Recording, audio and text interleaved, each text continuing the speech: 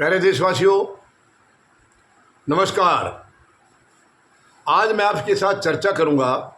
आपको मालूम है, ईरान और इजराइल का युद्ध बहुत गंभीर दौर में पहुंचा हुआ है और इसके अंदर ईरान का जो अभी रिएक्शन है, यानी आपको मालूम है कि इसमें अमेरिका पूरी तरह से दखल दे रहा है शुरू से। ये युद्ध अगर ये कहें कि इजराइल को भड़का कर अमेरिका ने शुरू कराया है, राष्ट्रपति ट्रंप ने शुरू कराया, तो शायद गलत नहीं होगा। ऐसी बातें चल रही हैं। और अब राष्ट्रपति ट्रंप ने जो धमकी दी है कि ईरान अनकंडीशनल यानी कि बिना शर्त सरेंडर करे, समर्पण करे बिना शर्त, ऐसा उन्होंने कहा है बहुत गंभीर शब्दों में राष्ट्रपति ट्रंप ने। और उसका जो ईरान के सर्वोच्च नेता हैं, सर्वोच्च लीडर जो हैं, जो अली खामनेई, उन्होंने बहुत ही कड़े शब्दों में उनका जवाब दिया है। बहुत कड़े शब्दों में उन्होंने यानी जो बातें कही हैं उनके बीच में यहाँ तक कह दिया कि राष्ट्रपति ट्रंप कायर हैं, कायर तक बता दिया उनको। और उन्होंने साफ कर दिया है कि ईरान का इतिहास उठा करके देखिए, ईरान कभी भी ना झुका है ना आज झुकेगा। ईरान का इतिहास है, वो कभी कमज़ोर नहीं मानता अपने आप को, कभी कमज़ोर पड़ता नहीं है और आज भी कमज़ोर नहीं है। ये बिल्कुल साफ तौर पर कि क्या, हालांकि राष्ट्रपति ट्रंप ने इनकी बातें सुन करके गुड लक बोला इनको, और इन्होंने गुड लक के जवाब में तब ये कहा है कि राष्ट्रपति ट्रंप जो है वो एक बहुत कायर है, कायर व्यक्ति, ये क्लियर कट कहा है। तो फिलहाल कहने का मतलब ये है कि ईरान इजराइल युद्ध ये शुरू तो हो गया है, शुरू तो करा दिया है, ख़त्म कैसे होगा इसका अभी कुछ कहा नहीं जा सकता है। हालात आगे आगे क्या होंगे इस वक्त जो सिचुएशन है, क्योंकि दुनिया के भी विचार अलग अलग हैं। राष्ट्रपति ट्रंप के साथ सबके विचार मैच नहीं खा रहे हैं, सबके विचार अलग है, क्योंकि पहल जो है हमले की वो इजराइल ने की है और इजराइल की अपनी कोई औकात नहीं थी कि वो ईरान के ऊपर हमला कर दे, क्योंकि वो ईरान की ताकत को जानता है। और पहले भी अभी कुछ समय पहले ही इसने हरकत करके देखा था, तो ईरान ने क्या जवाब दिया था इसको मालूम है।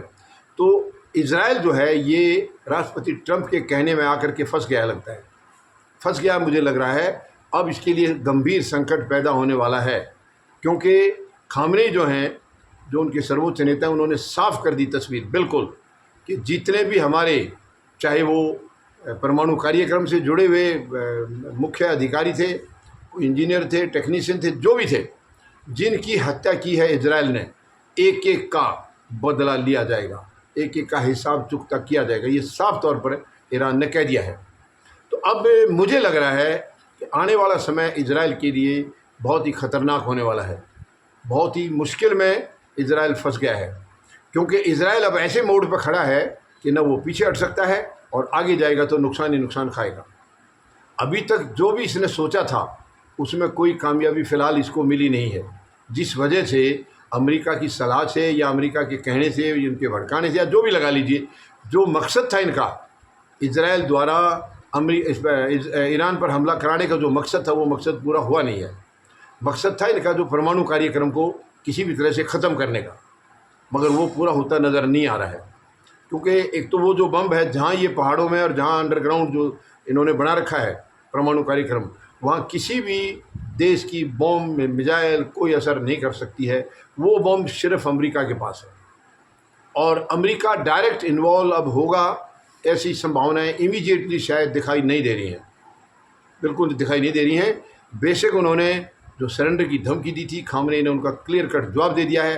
तो ईरान किसी भी तरह से झुकने वाला नहीं है। उनका चाहे नुकसान कम हो रहा है या ज़्यादा हो रहा है वो सब्जेक्ट नहीं है, लेकिन ये उन्होंने साफ कर दिया है कि हमारा इतिहास राष्ट्रपति ट्रंप को जान लेना चाहिए कि ईरान कभी भी किसी से डरा नहीं है, कभी भी नाजायज़ किसी के दबाव में आया नहीं है।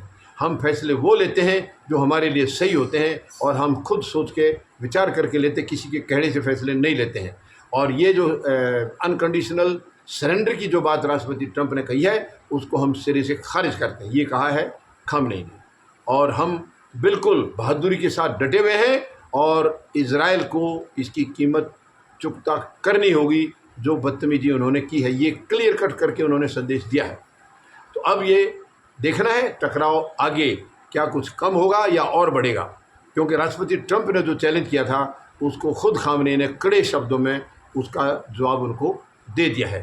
तो अब देखते हैं आजकल में, यानी कि बहुत जल्दी आगे क्या फ़ैसला होता है, किस तरफ ये युद्ध जाता है, क्या इसके परिणाम संभव हो सकते हैं।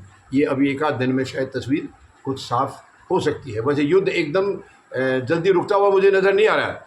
हालात तो ऐसे हैं कि ये युद्ध लंबा चलेगा और मुंह की खानी पड़ेगी इजराइल को, जहाँ तक फ़िलहाल जो आसार नज़र आ रहे हैं।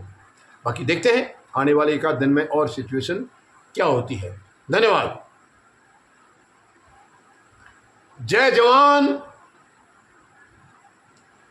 जय किसान, जय हिंद।